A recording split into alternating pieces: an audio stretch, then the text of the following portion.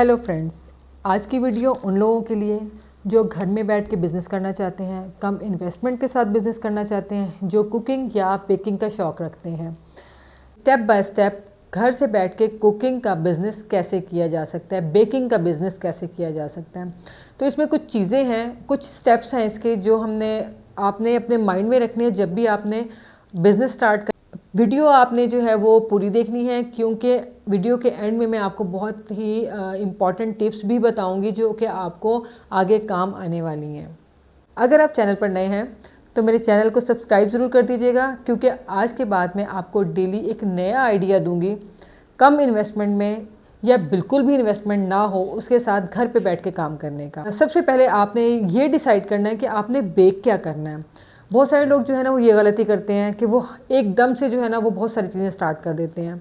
आपने ऐसा बिल्कुल भी नहीं करना। आपने सबसे पहले ना लिस्ट डाउन करना है नेम्स को। लाइक आपने सिंपल जो वनीला केक है वो लिख लिया, आपने एक लिस्ट बनानी है। वनीला केक हो गया, चॉकलेट चिप हो गए, आपके कुकीज़ हो गए हैं, आपकी ब्राउनीज़ हो गई हैं, आपके बिस्किट्स हो गए हैं। आपने इस तरह से सिंपल चीज़ जो चीज़ें हैं ना आपने वो लिस्ट डाउन करनी है, और उनमें से 2 से 3 चीज़ों के साथ जो है ना आपने अपना काम स्टार्ट करना है, और जो वक्त के साथ साथ बाद में फिर एक्सटेंड होता जाएगा।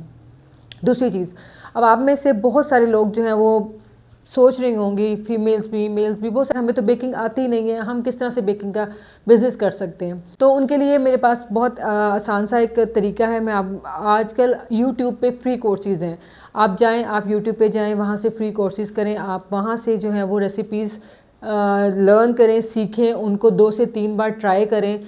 ठीक है, हर रेसिपी को आपने 2 से 3 बार ट्राई करना है, और फिर उन रेसिपीज़ को जो आप प्रोडक्ट बनाए ना उसको अपने रिलेटिव्स को, अपने फ्रेंड्स को, अपनी फैमिलीज़ को, इवन अपने नेबर्स को भी जो है टेस्ट करवाएं। जब वो ये टेस्ट अप्रूव कर दें, यानी कि आपका टेस्ट हर बार जो है वो सेम होना चाहिए, जब वो आपको ये टेस्ट अप्रूव कर दें तो आपने वो प्रोडक्ट जो है ना उसको लेना है और आपने अपना काम जो है वो स्टार्ट कर देना है।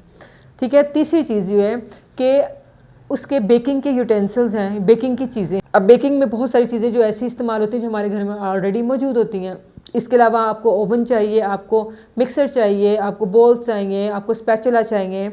ठीक है, और भी बहुत सारी चीज़ें, पार्चमेंट पेपर वगैरह हैं, ठीक है ना, नोजल्स चाहिए होती हैं आपको, और बहुत सारी चीज़ें जो है आपको चाहिए होती हैं। अब आप कहते हैं कि आपके पास तो पैसे ही नहीं है इतने कि आप वो सब चीज़ें जो है वो परचेज़ कर सके। तो उसमें फिर उसका जो एक तरीका वो ये है कि आपने जिस तरह से आप रेसिपीज़ लर्न कर रहे हो उसी तरह साथ साथ अपने पॉकेट मनी से या जो भी आपके पास थोड़े बहुत पैसे हैं आप उनसे एक एक करके चीज़ें लाना शुरू करें और उनको अपने पास जो है वो किचन में रखना शुरू कर दें, और जब आपके पास चीज़ें पूरी हो जाए तो आप अपना काम स्टार्ट कर दें। तीसरी चीज़ है आपकी कि आपने जो उसका इंग्रेडिएंट्स ख़रीदने हैं, जो आपने बेकिंग के इंग्रेडिएंट्स लेने हैं वो कहाँ से लेने हैं, वो आपने होल सेलर से लेने हैं। वो आपने आम शॉप से नहीं लेने। आम शॉप से आप लेंगे आपको महंगे पड़ेंगे, तो आपने होल सेलर से जो है ना वो सारे इंग्रेडिएंट्स जो है परचेज़ करने हैं। वहाँ पे आपको जो है बहुत नॉर्मल जो क्या कहते हैं ना प्राइसेस में चीज़ें मिल जाती हैं और बहुत अच्छी चीज़ें मिल जाती हैं। लेकिन एक चीज़ जो आपने वहाँ पे जिस चीज़ का ख्याल करना है, आपने एक्सपायरी ज़रूर देख लेनी है, और आपने बिल्कुल भी कॉम्प्रोमाइज़ नहीं करना कि आपकी प्राइस कम है तो आप सस्ती चीज़ के चक्कर में बुरी चीज़ ले लें। क्योंकि आप नया काम स्टार्ट कर रहे हैं, आप अगर कोई ऐसी चीज़ कस्टमर को देंगे जिससे आपका टेस्ट ख़राब होगा तो डेफिनेटली कस्टमर पहली बार के बाद दोबारा आपके पास नहीं आएगा।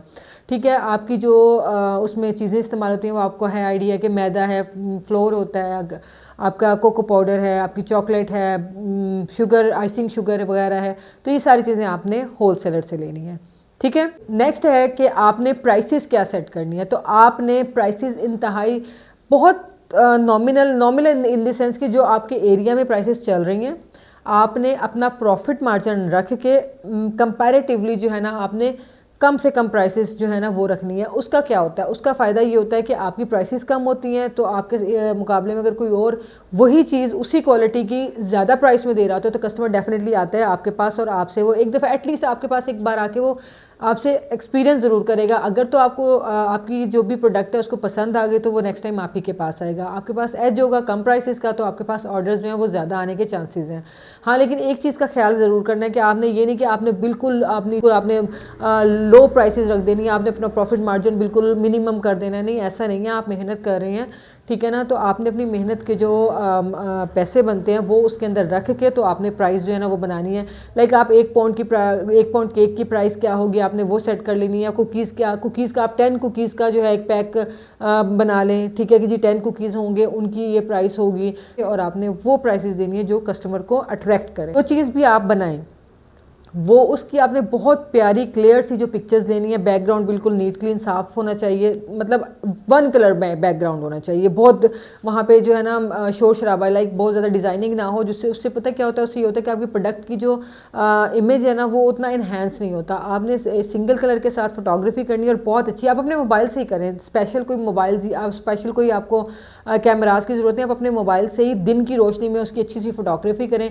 वो जो आपकी है ना फ़ोटोज़ आपने वो इंस्टाग्राम पे लगानी है, फेसबुक पे लगानी है, अपने व्हाट्सएप में जो है व्हाट्सएप बिज़नेस आपने बनाना है, आपने व्हाट्सएप के स्टेटस पे लगानी है, ठीक है, ताकि लोगों को पता चले कि आप किस लेवल की चीज़ जो है वो बना रही हैं। लाइक जैसे आप फेसबुक की मार्केट प्लेस है वहाँ पे अपनी प्रोडक्ट लगाएं। अच्छा व्हाट्सएप है, व्हाट्सएप में ग्रुप्स होते हैं, आपके फैमिली के ग्रुप्स होते हैं, आपके फ्रेंड्स के ग्रुप्स होते हैं, और भी बहुत सारे बिजनेस ग्रुप्स होते हैं। आप उनके अंदर जो है ना अपनी प्रोडक्ट जो है वो शेयर कर सकती हैं, अपने स्टेटस पे लगा सकती हैं। इसी तरह इंस्टाग्राम पे का आपका पेज है, आप उसके ऊपर जो है अपनी अगर आपको थोड़ा सा ज़्यादा नॉलेज है इन चीज़ों का तो आप उस पर अपना ऐड भी लगा सकती हैं, ठीक है ना। तो उससे क्या होता है, उससे कस्टमर फ्लो आपके पास जो है ना वो बढ़ जाएगा। अच्छा उसके बाद जब आपने सारी चीज़ें कर ली हैं, अब बारी आती है कि ऑर्डर्स कैसे लें। तो ऑर्डर्स देखिए, जब आप ये सारा का सारा अपना मार्केटिंग कर रही होंगी, आप अपने फ्रेंड्स एंड फैमिली को बता रहे होंगे, आप अपने जो जानने वालों को बताएंगे, आप अपने जो सोशल मीडिया मार्केटिंग कर रही होंगी, तो डेफिनेटली आपके पास इंशाल्लाह कोई ना कोई ऑर्डर्स भी आएंगे। आपने जो ऑर्डर्स लेने हैं ना वो आपने एक दिन पहले लेने हैं, ठीक है। आपने सेम डे पे ऑर्डर नहीं लेना, एक दिन पहले ऑर्डर लेना है, ठीक है ना, उससे ताकि आपको उसकी तैयारी करने में जो है ना वो आसानी हो, और आपको पता हो कि आपने क्या क्या चीज़ें आपको चाहिए, कि अगर कोई चीज़ कम भी होगी तो आप उसको एटलीस्ट परचेज़ कर सकें। आपने जब कस्टमर से ऑर्डर लेना है तो आपने उनसे उसका प्रॉपर फ्लेवर पूछना है, उसका साइज़ क्या हो वो पूछना है, आप किस डेट पे और किस टाइम पे आपने डिलीवर करना है आपने वो पूछना है, प्लस ये कि वो पिकअप करेंगे, आपने डिलीवरी करवानी है, आपने ये भी क्लियर पूछ लेना है, ठीक है ना, ताकि और आपने इन टाइम जो है ना अपना जो ऑर्डर है वो देना है, क्योंकि आप ऑर्डर्स टाइम पे भेजेंगी, टाइम पे देंगी तो ही आपका जो एक इम्प्रेशन है जो कस्टमर के ऊपर बहुत अच्छा पड़ेगा। अगर ऑर्डर्स डिले पे चले जाएंगे तो फिर डेफिनेटली कस्टमर जो है वो फिर मूव कर जाएगा आपके पास से नेक्स्ट टाइम। अच्छा फिर आ जाती है पैकिंग। अब पैकिंग कैसी हो, देखिए पैकिंग बहुत महंगी भी होती है, बहुत सस्ती भी होती है, मिडिल में भी होती है। तो आपने पैकिंग जो भी रखनी है ना, चाहे बहुत सिंपल सी रखें, लेकिन नीट क्लीन साफ़ सुथरी पैकिंग होनी चाहिए।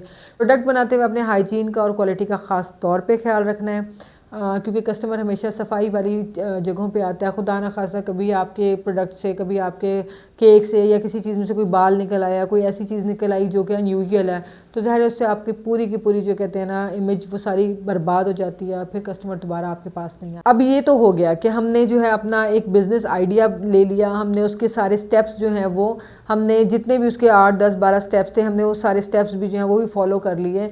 हमारा काम भी जो है हमें 1-2 ऑर्डर्स आना भी शुरू हो गए।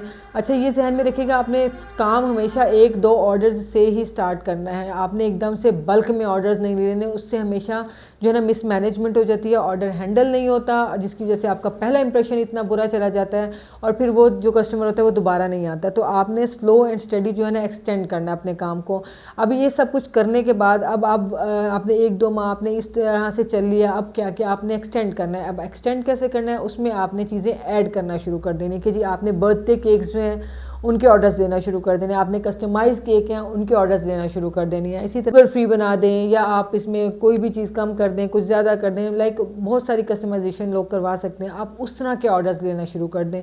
इससे फिर क्या होगा, आपके पास बर्थडे केक, अच्छा फिर बर्थडे केक आप इसके साथ एक और चीज़ भी ऐड कर सकती हैं कि आप उसमें आप कह सकती हैं कि अगर आप कहीं बाहर के मुल्क बैठे हैं और आप अपने लव्ड वंस को जो है आप अपने माँ बाप दादा दादी या आप अपने किसी दोस्त को या आप अपने घर में बर्थडे विश करना चाहते हैं, तो आप उनको बताएं कि आप केक के साथ जो है चॉकलेट्स का एक बहुत अच्छा सा आप बंच भी बना के उनको और एक अच्छा सा बुके ऐड करके और एक उस पैकेज की एक प्राइस रख लें और आप जो है वो उनको डिलीवर करना शुरू कर दें। तो इस तरह से ये कि आपको जो है ना अच्छे ऑर्डर्स भी आना शुरू हो जाएंगे और जो अमाउंट में भी अच्छे होंगे और आपके जो क्या कहते हैं बिज़नेस को भी ग्रो करने में जो है वो बहुत ज़्यादा हेल्पफुल होंगे। तो ये तो हो गया सारा कि हम घर में बैठ के बेकिंग किस तरह से करें। ठीक है, बस इस सब में आपने ख़ास तौर पे ये ख्याल करना है कि जो आपके पास ओवन हो, स्टार्ट में बेशक नॉर्मल सा ओवन हो, लेकिन जैसे जैसे आपका बिज़नेस ग्रो करे आपने एक अच्छा सा ओवन ख़रीद लेना है। ठीक है, उससे ये होगा, ज़ाहिर सी बात है आपके पास जब ऑर्डर ज़्यादा होंगे तो आप अगर आपके पास ओवन बड़ा होगा तो आप जल्दी ऑर्डर्स को जल्दी जो है वो आप फिनिश कर सकेंगे, ख़त्म करके और आगे डिलीवर कर सकेंगे। तो आज के लिए इतना ही। अगर आपको इसमें से कुछ भी जो है मज़ीद डिस्कशन करनी हो, कुछ मज़ीद पूछना हो, तो आप मुझे कमेंट कर सकते हैं। और अच्छा, कुछ इंपॉर्टेंट टिप्स जो मैं आपको देना चाहती हूँ कि आप जब भी बिज़नेस स्टार्ट करें, कोई भी बिज़नेस स्टार्ट करें, लाइक आप हम बेकिंग का बिज़नेस की डिस्कशन कर रहे हैं, इसके अलावा भी आपको अगर कोई भी बिज़नेस स्टार्ट करते हैं तो आपने ना 2-3 चीज़ों को ना अपने माइंड में रखना है। एक तो ये कि आपने ऑनलाइन किसी को भी किसी तरह की भी रजिस्ट्रेशन फ़ी कभी भी नहीं देनी। अगर कोई आपसे कहते जी हम इतनी फ़ी लेते हैं या उतनी फ़ी लेते हैं, आपने बिल्कुल किसी को जो है वो फ़ी नहीं देनी। ठीक है, इसके अलावा जो है कि आपने जो ऑर्डर्स लेने हैं वो हमेशा प्रायर 1 डे लेने हैं, एक दिन पहले आपने ऑर्डर्स लेने हैं। ठीक है, हो सके तो आप जो है पेमेंट जो है वो एडवांस ले लें, वो ज़्यादा बेहतर है। अगर कस्टमर आपको एडवांस पेमेंट कर दे तो वो ज़्यादा बेहतर रहेगा आपके लिए। उससे ये आपको ये टेंशन नहीं होगी कि भाई आपका कोई अगर आपने अपनी तरफ से अच्छा केक या कोई भी प्रोडक्ट बना के भेजी है, बट कस्टमर उसमें कुछ भी कीड़े निकाल देता है या कहता है कि ये ठीक नहीं था और वो आपको पेमेंट ना करे, तो उससे एटलीस्ट आपका लॉस नहीं होगा। ठीक है, तीसरा ये कि आपने इंग्रेडिएंट्स हमेशा जो है वो अच्छी यूज़ करनी है, उससे ही आपकी प्रोडक्ट जो है ना वो अच्छा टेस्ट देगी और अच्छी जो है वो उसकी प्रेजेंटेशन होगी। इसके अलावा अगर आप कुछ पूछना चाहते हो तो मुझे कमेंट ज़रूर कर दीजिएगा, और अगर आप चाहते हैं कि आप किसी और को ये सजेशन देना चाहते हैं तो आप मेरी वीडियो को शेयर कर दें, और अगर पसंद आई है तो लाइक ज़रूर कर दीजिए और सब्सक्राइब भी लाजमी कर दीजिएगा अगर आप ऐसे ही आइडियाज़ चाहते हैं जिसमें मैं आपको स्टेप बाय स्टेप जो है हर चीज़ बताऊँगी। अगली वीडियो तक के लिए अल्लाह हाफिज़।